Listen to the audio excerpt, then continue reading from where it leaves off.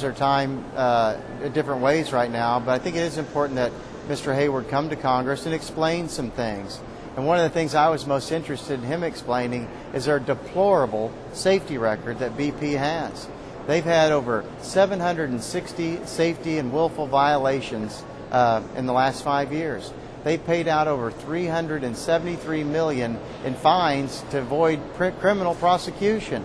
And if you compare them to other companies, their peers across the industry, other companies like ConocoPhillips, for example, has only had 8 violations compared to BP's 760. You look at other companies like ExxonMobil, they've only had 1 violation in the last 5 years compared to 760 with BP. Mr. Hayward, as CEO, head of that company, could not explain that culture that they have.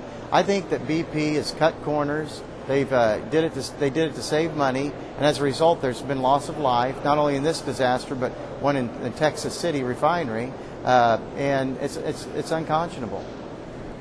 Well, many companies I've talked to them and looked at the protocols and their safety procedures, and many of them are very different than what BP has in place. They have a lot of redundancy, a lot of contingency plans, and I feel pretty confident. You don't know for sure, but I feel pretty confident that if this had happened, this situation happened on another one of these other companies operating it, I don't think it would have occurred. I think they would have not cut corners, and it would have been okay. They have a horrible safety violation. I think this is an anomaly in the oil and gas industry, offshore drilling.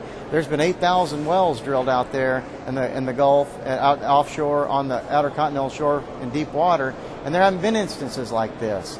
And I think BP is an anomaly, and I think it's a culture of cutting corners on safety, which other companies don't do. And I don't think all of them should be penalized. Having a moratorium in the Gulf is going to hurt economically people in the Gulf and people across the country. We can't do that when the unemployment rate is at 10% and people are losing jobs. We can drill offshore in an environmentally sound way and produce oil out there and gas. We get 30% of our oil offshore, and if you have to transfer that to buying it from foreign sources, that's a ridiculous thing to do.